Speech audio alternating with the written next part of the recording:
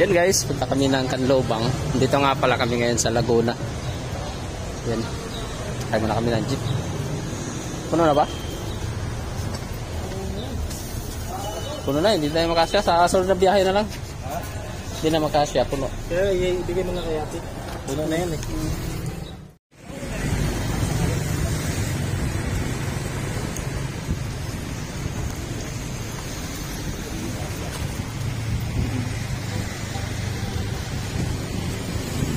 Ah, ito pala paligid nila dito. Ah, talipa pa rin lang to. Ah.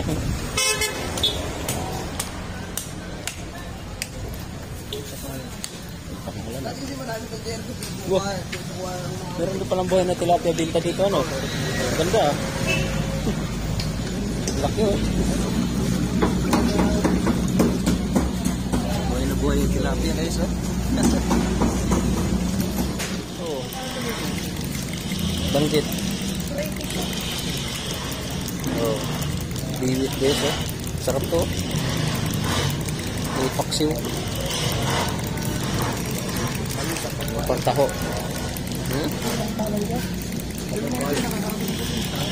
Pambulinaw.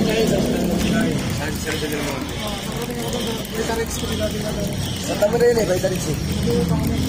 Ah, ano man? Ito? Yung bilong?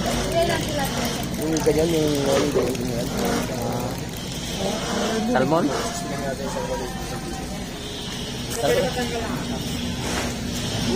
Tilapia nila, magkalong kilo dito pre. Buhay pa eh oh. Wala ko kuya si Buyo. 160. Tuyo. Look, latata yung mura niyan, labayita, 20 pesos lang. Ano yung tindahan doon yung latata? Ito ba da? Latata. Gusto mo naman yan. At yung hapit doon, meron na hapit. 8 lang eh. Yan. Ano pre, bawang? Luya. Ito.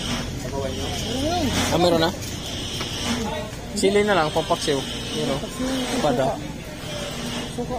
Soka, o. Pero soka na ano te? Sa niyog. Ay, huwag mo yan. Ayaw ko yan. Laki naman eh. Kasi 8. Ayan na lang, masarap yan eh. 50 po lang. Ayan na yan. The next day. Dito sa tuwas. Hey guys, good morning. Yan, dito naman sa Laguna ngayon. Dito na naman yung ano natin aside sa trabaho guys. Calamba, Laguna. Yan sa may ano guys, Pasiano, Calamba, Laguna. Ganda din pala dito sa ano guys, Laguna. Para lang kami nasa ano, sa amin. Yung lugar niya para sabay lang din.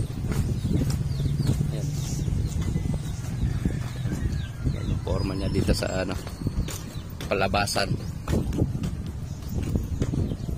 Lumipat na kami sa ano eh, sa nabuhaan namin dati sa may Makati. Dito kami lumipat sa may Laguna. Hindi kami natuloy dun sa Batangas kasi may konting problema kasi dun sa ano eh, sa pasahod. Kaya ganap na lang kami ng ibang mapagtrabahuan guys. Pero dito ka-office lang namin din kahapon. Yun. Kuligya. Tahong. Tahong isda. Yan ang trabaho namin dito guys. Is ano, isang malaking pabrika. Labasan niya parang ano lang talaga. Nasa probinsya dun sa amin. Parang tapon lang. Ganito din yung ano, labasan sa tapon eh. Di ata syudad gano. Parang di naman syudad siguro itong sa Calamba. Kasi wala naman siyang malalaking building guys.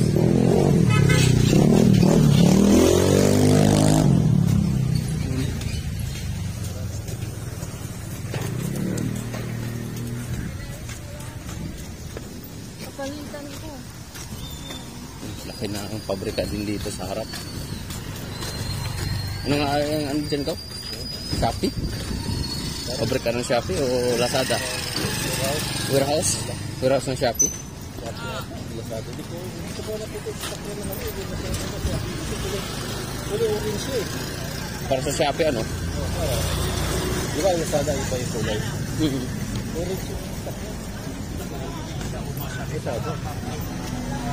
Yan dito sa ano. Nakalagay na Lazada.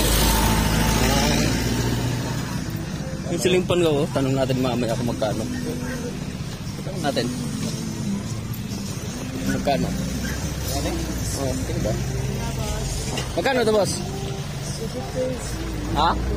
250? Malaki kasi yan. Oh, Tsaka lima yung LC. Oh, wala maliit yan? Wala eh. 220 na lang. Sige ko sa inyo. Balik mo namin. So, isa tayo, no? Oo. Meron ako. Kaya nga. Oo, parang meron din ano ba? Di mainit. Sagara. Metro Plastic Industry Corporation yan. Tabi kami ng ano, Sagara. Yung pinagtrabahuan namin. Lapit lang din naman sa ano namin guys, boarding house. Lalakas lang mga 10 minutes mula sa ano namin, tinutuluyan pupunta sa papasokan namin sa tao. Mas okay dito kaysa dun sa Makati. Kasi mura lang yung piliin namin sa pagkain. Dun sa Makati, mahal. Sa dessert, 70 hanggang 80 pesos yung sa ulam lang yan guys. Dito pwede makabili ng 20 o 15 pesos makakabili na ng ulam. Kaya mas mura ng konti. Malaking diferensya talaga dito. Yan. Kaibahan lang ay iba sa syudad, iba din talaga sa syudad kasi sa syudad daming sasakyan tas traffic. Dito okay naman yung ano nila, yung ano sa mga sasakyan, hindi naman traffic eh. Yan.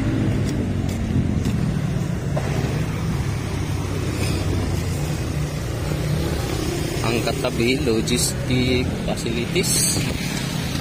Pero malaking pabrika din to. A warehouse, malaking warehouse. You know, lumalabas na B11. Yan yung ano namin guys, pinagtrabahoan. Napakalaking ano, warehouse din yan. Lalo sa loob, malaki. Lawak ng ano nila, no? Lawak.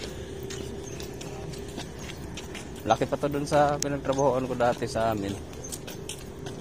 Yung ano, dressing plant. Pasok ko yung Araneta dito eh. Yun nga, yung laki. Pasok ko yung Araneta dito. Lawak. Bilog lang ito. Bilog ko dito yun.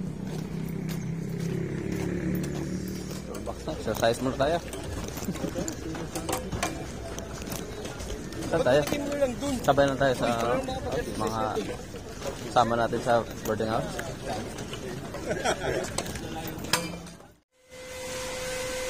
Yung ano pre, clam. Gagawa tayo ng clam. Isa lang? Diyan sa ano no, may lapit sa box. Sige. Ano natin daw? Pang clam. Nilagay ko siya.